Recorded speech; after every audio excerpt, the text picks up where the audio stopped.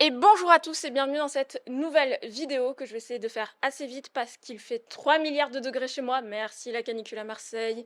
Mais aujourd'hui, je vais vous parler d'un sujet qui revient généralement pas mal dans mes DM Instagram, qui est comment choisir son matériel photo quand on part de zéro. Comment s'équiper, quel ratio distribuer entre l'argent qu'on veut mettre dans le boîtier photo, dans l'objectif, dans les accessoires. Aujourd'hui, je vous donne ma méthode qui fonctionne pour moi. Allez, c'est parti!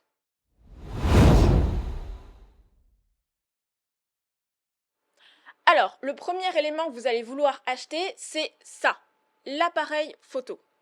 Pour l'appareil photo, je ne vous recommande pas de dépasser 60% de votre budget. Imaginons que vous avez 1000 euros à dépenser, ne dépassez pas plus de 600 euros là-dedans.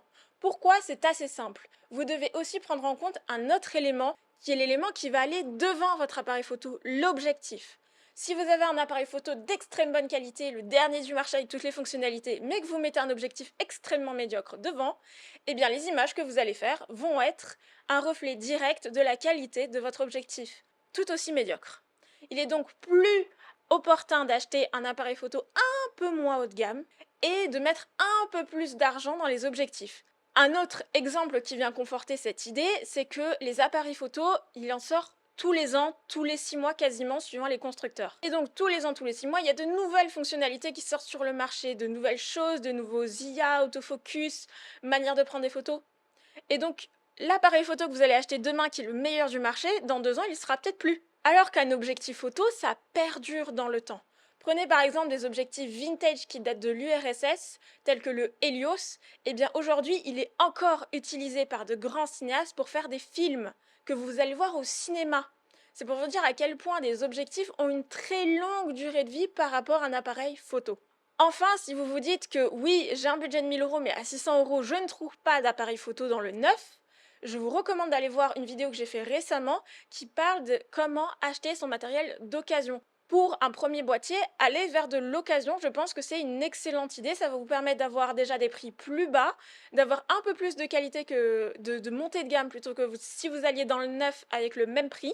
Et surtout, c'est votre premier boîtier. Donc, vous allez l'user, vous allez le casser, vous allez faire plein de choses avec.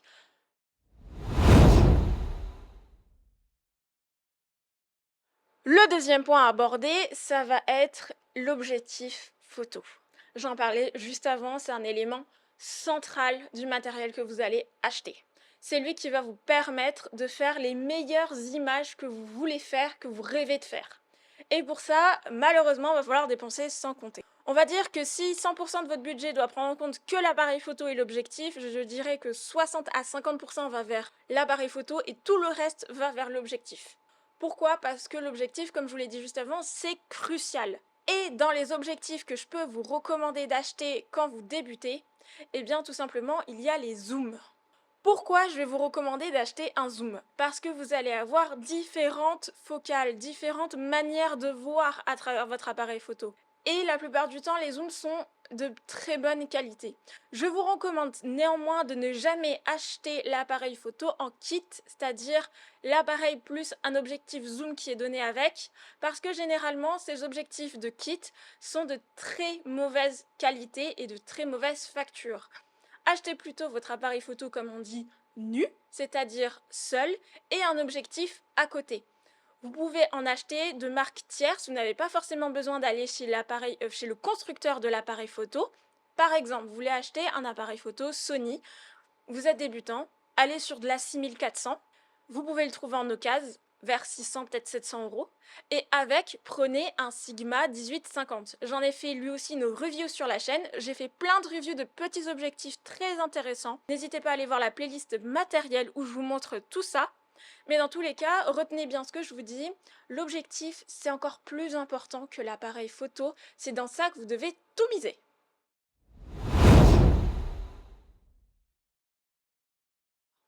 Si, après tout ça, vous n'êtes pas complètement fauché, je l'espère pour vous, et que vous avez encore, allez, on va dire une petite centaine d'euros à dépenser, vous avez un objectif.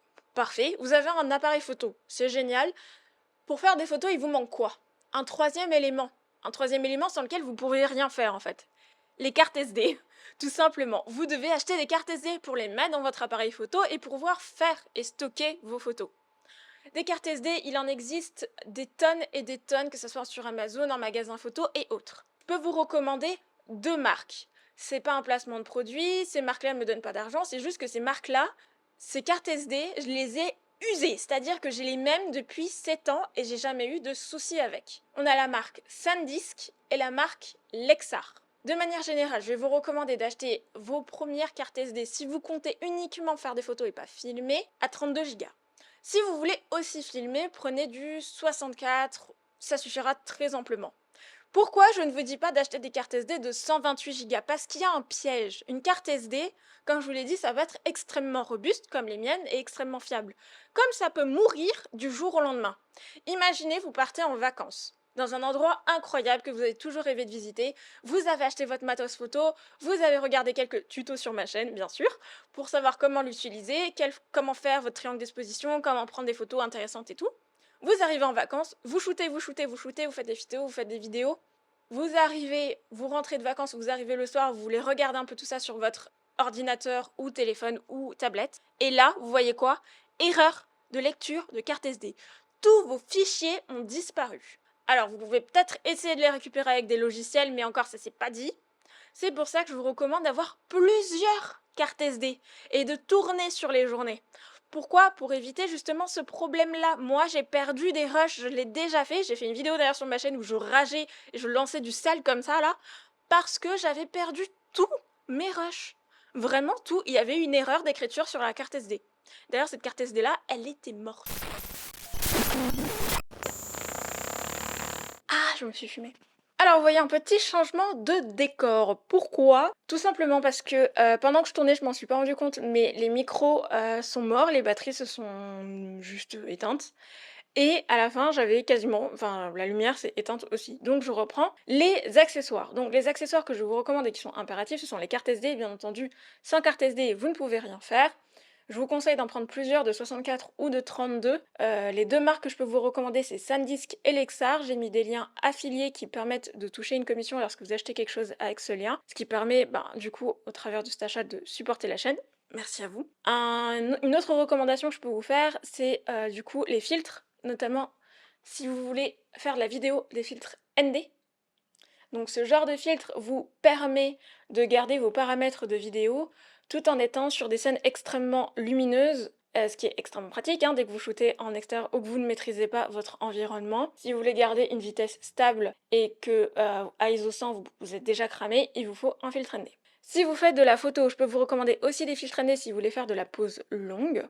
Sinon, je peux vous recommander aussi d'acheter des filtres de diffusion, donc mist, white mist ou black mist, qui vont donner un effet un petit peu, comment dire, un petit peu nuageux, vaporeux à vos images. Donc si vous voulez tester un peu, ça coûte pas forcément très cher, vous n'avez pas forcément besoin d'acheter énormément de filtres et de prendre une marque extrêmement chère pour les filtres mist, vous pouvez tester, on va dire, avec des filtres bas de gamme au début. Ensuite, qu'est-ce que je peux vous recommander d'autre? Vous avez des cartes SD, des batteries supplémentaires, si jamais ça peut vous être utile, si vous filmez notamment, ou si vous avez des petites batteries sur le boîtier que vous avez acheté et que vous faites beaucoup de photos. 1 ou 2 batteries en plus, ça fait jamais de mal. Ensuite, le trépied, pour moi c'est pas forcément un indispensable, à part si vous faites de la pose longue ou de la nature, ou vous voulez vous filmer vous-même. Le trépied, tout le monde... Enfin, j'ai entendu beaucoup de gens dire que c'est un indispensable pour le voyage. Personnellement, je ne l'ai jamais sorti de chez moi, mon trépied, ou très rarement. Pour la simple et bonne raison que c'est gros, c'est encombrant, même un trépied de voyage. En cabine, des fois ça passe pas, on vous dit que c'est un objet dangereux. En soute, il y a une chance sur 2 pour que si on vous dégomme la balise, eh ben on vous dégomme aussi le trépied et ça coûte un peu cher. Si vraiment vous faites pas une vidéo en intérieur style YouTube, je vous recommande pas forcément d'avoir un trépied. Si par contre vous faites des vidéos YouTube, je vous recommande d'acheter un trépied qui bascule et qui vous permet de filmer depuis au-dessus, donc ce qui s'appelle un trépied Top Shot. Je n'en ai pas un et je le regrette amèrement. Aussi, n'investissez pas des 1000 et des cents dans un trépied. Moi j'ai acheté le trépied Peak Design Voyage en alu qui coûte 400 balles et au final je m'en sers pas plus que ça et j'ai un peu le seum d'avoir dépensé autant d'argent. Autre accessoire qui peut vous être utile et qui peut vous sauver la vie, et vraiment c'est l'accessoire numéro 1 ou 2 avec les cartes SD, c'est les sangles. Moi, je vous recommande énormément la marque Peak Design pour ça. Ils font des sangles incroyables. Que ce soit des sangles Dragon pour attacher à votre poignet ou des sangles de tour de cou, c'est extrêmement plus confortable que la sangle que va vous fournir la marque dans le pack avec votre boîtier. Ils sont un peu chers, mais je trouve que c'est vraiment qualitatif et il y a des attaches rapides qui permettent de clipper, déclipper. Et, vraiment, c'est incroyable. Il y a PG Wayta qui s'est lancé aussi là-dessus, mais je connais pas la qualité. Encore une fois, si vous avez besoin, les liens affiliés sont en description. Et le dernier accessoire que je pourrais recommander, qui peut vous servir aussi si vous voulez filmer, qui est même indispensable si vous voulez filmer, c'est ceci. Un micro. Un petit micro, c'est super utile si vous voulez enregistrer du son, que ce soit vous, capter du son ambiant, faire des interviews, faire du corporate, ce genre de choses. Un micro, c'est hyper utile. Vous avez deux types de micros. Hop, je repose ça. Vous avez les micros Canon, qui sont les micros qu'on monte au niveau de la griffe de l'appareil photo et qui sont fixes du coup. Et du coup, plus on s'éloigne, forcément, moins on entend le son.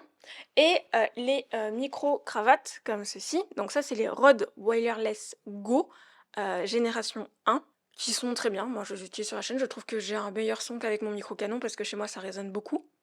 On peut les fixer comme ceci. Je vais vous montrer. Direct. Voilà, on peut les fixer comme ça. Moi, j'aime bien les tenir à la main. Personnellement, ça fait un petit côté, ça occupe mes mains. Mais ça évite aussi les frottements, les bruits de frottement au niveau des vêtements que j'ai pu constater sur pas mal de mes vidéos avant, quand j'utilisais ça. Les micros, vous en avez pour tous les prix. Les moins chers vont être à une cinquantaine d'euros, les plus chers à des... je pense peut monter à des milliers d'euros. Vous recommandez très vivement la marque Rode, qui fait à la fois des petits micros comme ça, mais aussi des micros Canon. C'est généralement abordable et ils sont de très bonne qualité. Et je pense qu'on a fait le tour pour les accessoires.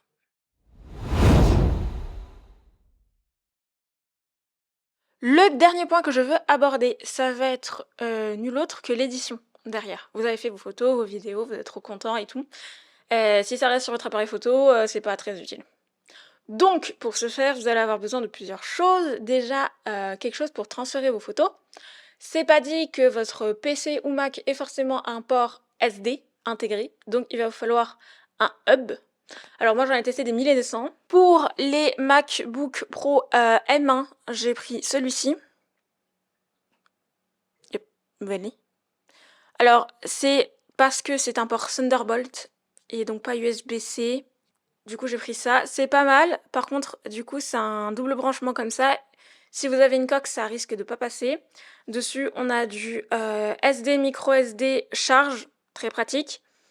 Deux USB. Un port de transfert classique USB-C et une prise HDMI. Sinon, j'en ai un autre qui est actuellement branché à mon Mac, j'avais pris pour l'iPad Pro à l'époque où je montais sur l'iPad Pro, qui fait USB-C, SD, HDMI, USB, mais pas de recharge. Donc là, pour le coup, c'est un peu compliqué. Une fois que vous avez pu transférer du coup vos photos sur votre PC ou Mac, ou iPad ou téléphone, peu importe, il faut que vous les éditiez. Soit vous shootez un JPEG, vous postez directement, soit vous shootez un MP4, et vous êtes trop fort et vous n'avez pas de petit montage à faire, vous postez directement. Sinon, il va falloir faire ce qu'on appelle de l'édition, donc soit photo, soit vidéo. Et pour ça, je peux vous recommander plusieurs logiciels. Alors, pour la partie photo, généralement, les logiciels sont tous payants. J'ai pas pu tester de logiciel gratuit, j'ai pas trouvé d'ailleurs de logiciel gratuit, ça m'est pas venu. Je peux vous conseiller la suite Adobe, donc Lightroom, Photoshop. Personnellement, j'utilise plutôt Lightroom mobile que Lightroom classique. L'interface me parle plus, tout simplement. Ou sinon, Capture One. J'ai une tendance à préférer un peu plus Capture One. Pourquoi? Parce que les couleurs sont, je trouve, mieux gérées, mais je reste chez Lightroom parce que j'ai créé énormément de presets et j'ai acheté énormément de presets qui sont compatibles avec Lightroom. Dans tous les cas, on a une vingtaine d'euros par mois, donc je sais, c'est un vrai budget, il faut vraiment y penser avant de se lancer là-dedans. Côté vidéo, j'ai fait une vidéo il y a très longtemps sur la chaîne, vraiment c'était il y a perpète, où je testais un peu tous les logiciels qui me tombaient sous la main pour voir lequel matchait le mieux avec moi. Donc j'ai testé DaVinci Resolve, j'ai testé Premiere Pro et j'ai testé Final Cut.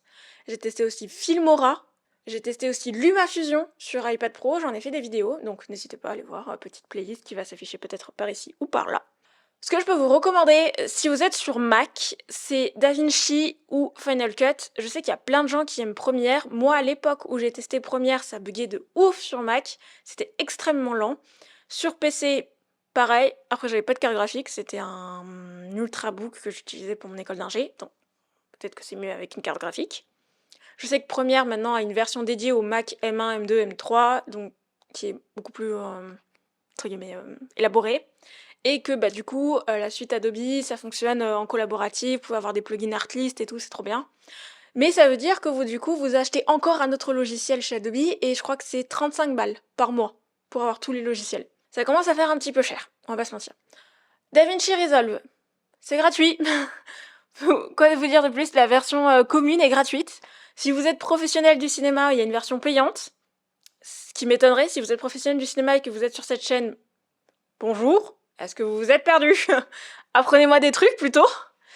Le seul inconvénient que j'avais sur DaVinci à l'époque, c'est que c'était un peu niche, il y avait pas autant de tutos qu'aujourd'hui. Et l'interface graphique, ouais, c'était pas fait pour les débutants, hein. C'était vraiment pas du tout user-friendly. J'ai mis beaucoup de temps à faire un montage sur DaVinci Resolve. Et en plus de ça, j'arrivais pas du tout à faire les mêmes trucs que sur Premiere en termes de transition, un peu sympa, des titres que je peux faire, ce genre de trucs qui sont pas notamment très foufou, mais j'essaie un peu de mettre un peu d'animation dans mes vidéos. Ensuite, Filmora, je recommande pas forcément. Si vous êtes vraiment débutant, ça peut faire l'affaire, mais je trouve qu'on est vite limité. Pour tout ce qui est téléphone et enfin appareil mobile entre guillemets, téléphone, iPad, LumaFusion. J'avais fait une vidéo, j'ai monté pendant très longtemps sur LumaFusion, sur iPad Pro, c'était incroyable. Je commençais à atteindre la limite, mais j'ai l'impression qu'ils ont fait énormément de choses sur LumaFusion pour l'améliorer. Il y a Final Cut Pro aussi pour iPad et pour smartphone, mais je trouve qu'il est pas ouf. Et qu'est-ce que je pourrais vous recommander? CapCut. Oui, CapCut. CapCut qui est disponible en éditeur en ligne, en application. Et il me semble que CapCut c'est gratuit. Vous avez une version payante bien entendu. LumaFusion, pour pas les prix, j'avais pris un achat unique. À l'époque c'était un achat unique, je sais pas s'ils sont passés en abonnement. Final Cut Pro c'est un achat unique. Par contre, il faut acheter des plugins derrière à mettre dans Final Cut pour que ça soit un peu plus punchy, un peu plus intéressant. Vous avez des plugins gratuits, vous avez des plugins payants. Forcément, les payants sont mieux que les gratuits. Mais il y a plein de plugins gratuits avec des titres et autres qui sont vraiment sympas. Premiere Pro, je vous ai dit, c'est par abonnement. DaVinci, c'est gratuit, à part la version vraiment Ciné Pro, voilà. Donc, on a fait un peu le tour. N'hésitez pas à me dire dans les commentaires si, déjà, 1, cette vidéo vous a été utile. 2, si vous prévoyez d'acheter quelque chose. 3, si vous utilisez un logiciel autre que ceux que je viens de présenter, parce que moi, je cherche toujours ma perle rare pour la photo, qui serait peut-être gratuit ou en achat unique. Adobe, si vous passez par là, baissez vos prix, arrêtez de les monter, merci. Et sur ce, nous, on se retrouve dans 2 semaines. Allez, salut!